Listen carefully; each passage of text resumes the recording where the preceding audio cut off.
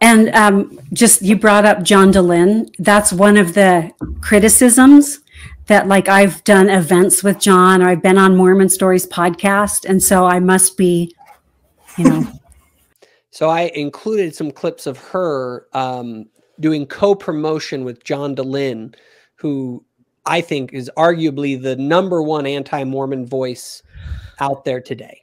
So let's see what, so she kind of is like, oh, you know, they're saying that I'm out with John, and, you know, that means I'm with him or something like that. And let's just listen to what she says, because I found it kind of shocking. And it's like, yeah, he's a friend of mine. He's a fellow mental health professional. Okay. So he's just a fellow mental health professional, but yeah, there are a lot of mental health professionals out there. I don't know why John Dehlin would be the one that I would choose first and foremost to align myself with. And it's interesting. So I couldn't help but wonder this. She has so much criticism for the things that come out of the church. I have not heard her come out publicly ripping on John Dehlin in any way. No, and it's very telling that John Dehlin would want to group up with her as well. I think that's telling of her stance on a lot of things that may align with what he believes, or he believes that her messages are actually good for his cause, is what I mean. I think it's weird to label John as an anti-Mormon. I don't agree with that label. Right.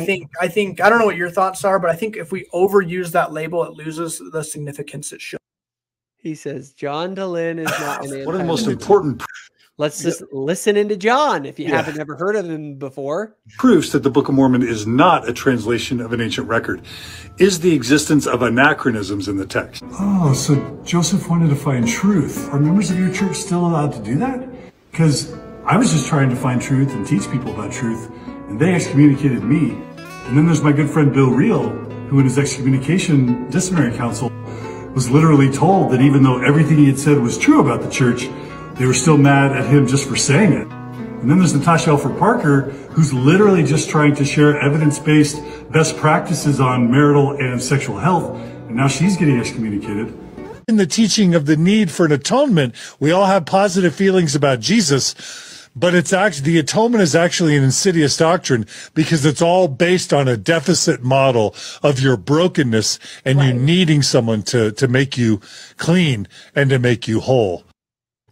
So not an anti-Mormon. You know, don't use that label on that guy, right? Well, and don't offer criticism to him online. Let's focus on criticizing the brethren and the family proclamation. Well, his foundational title is Antichrist. You just heard it. He said the atonement, right? He said the atonement is based on the idea that we are broken and need someone to heal us, which he obviously disagrees with.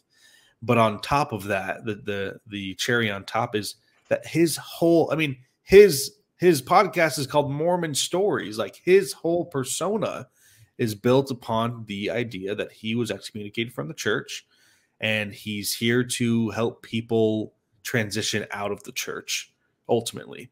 Yeah, I mean, the guy is obviously extraordinarily hostile to the church, and he's disingenuous and he lies, and this is not, but here's the thing. Again, it's like, people are like, oh, well, are you saying like Julie agrees with him on everything? Of course not. Like, no, obviously she doesn't. I'm not saying that.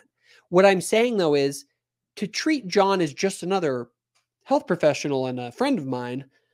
It's like, no, Julie, he has an agenda and you are useful to that agenda.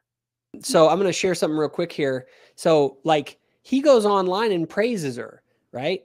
You know, when he's like, man, she's really killing it as of late. And what's she talking about? Gender and equality and gay marriage and families and equal women's right and feminism and all these things. And he's just like, yeah, go Julie. Wait, right? Go down really quick. I want to read that. What is not threatening to families? Gay marriage. You know, if we want to be politically correct here, then we can say, oh yeah, that's fine. But it's like, what's the stance of the church? Worldly trends to define marriage in some other way would sadly serve to destroy the institution of marriage. Such schemes are contrary to the plan of God. So regardless, all right, let's say someone is on the side of gay marriage. Fine. But the thing is the church isn't, and she very obviously is out here publicly saying that gay marriage doesn't threaten families. And she has the biggest anti-Mormon out there cheering her on. And she's like, yeah, he's just a fellow health professional, right? It's like, hold on, Julie. Like, well, this works towards his cause. Obviously, otherwise he wouldn't say anything about it on his official blue checkmark page, right? Bingo. That's why he wants to do it. And the thing is that you're glad that you have his support because he supports your agenda. And you don't care that your agenda runs contrary to the brethren, things like gay marriage, for instance, because you're in the right. And so you want your agenda to win out. And when you tell people to claim personal authority, and like these things all play into the same sort of thing. It's, we're going to change the church from the inside out. If you enjoyed this video, give it a like and hit the subscribe button. Also, if you want more content, including the podcast, go to thoughtful-faith.com. Thanks for watching.